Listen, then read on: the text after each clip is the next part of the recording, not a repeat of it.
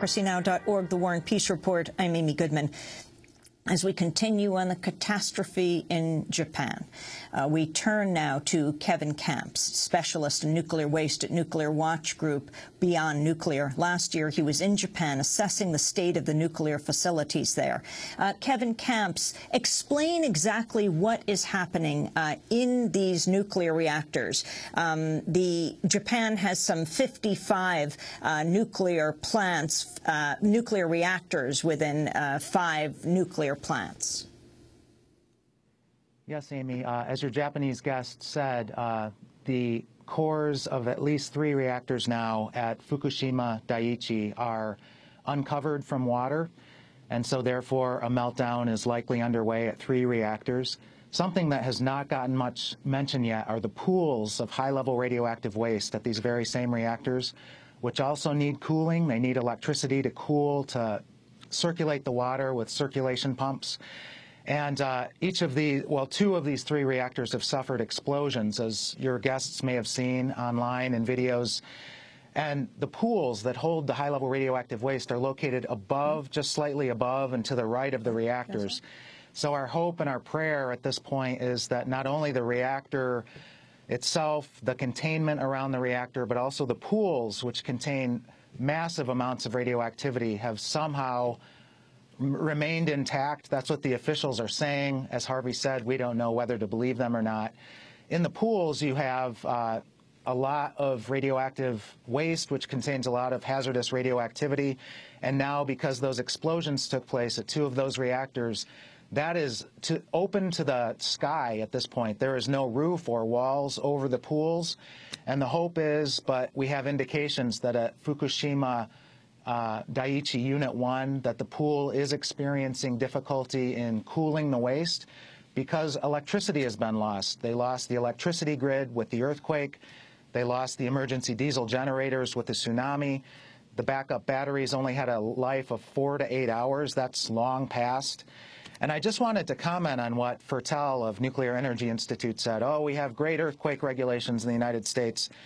The reactor that got me involved in this issue in southwest Michigan, Palisades Nuclear Power Plant, has been storing its high-level radioactive waste in outdoor silos of concrete and steel on the beach of Lake Michigan, 100 yards from the water, in violation of NRC earthquake regulations since 1993.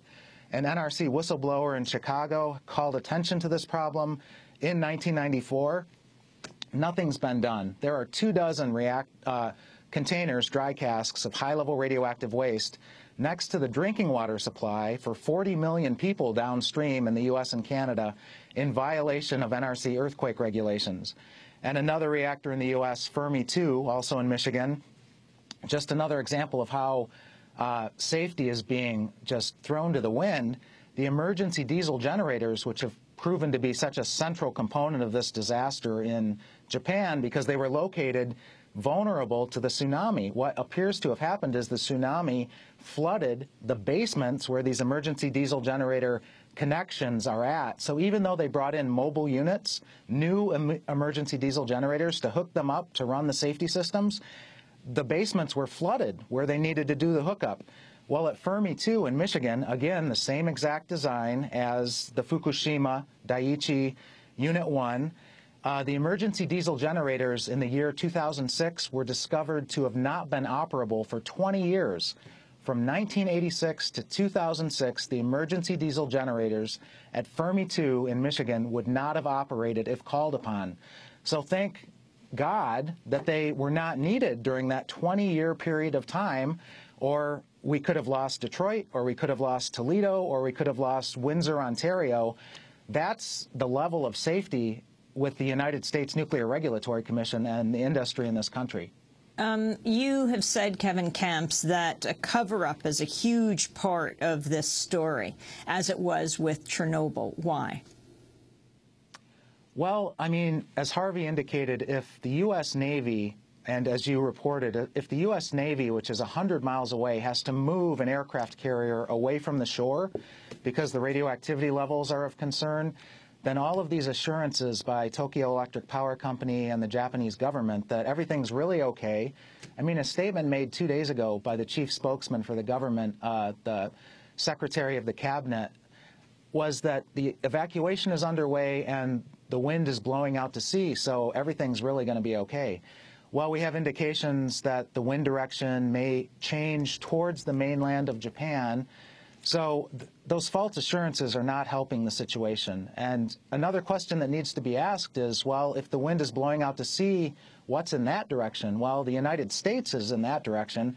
And we see again the U.S. Nuclear Regulatory Commission saying no harmful level of radioactivity could reach the United States. Well, we're in the middle of this crisis. A new reactor is now melting down. How did they determine that the containments are going to hold? How did they determine that the radioactivity will not blow in large quantities to the United States?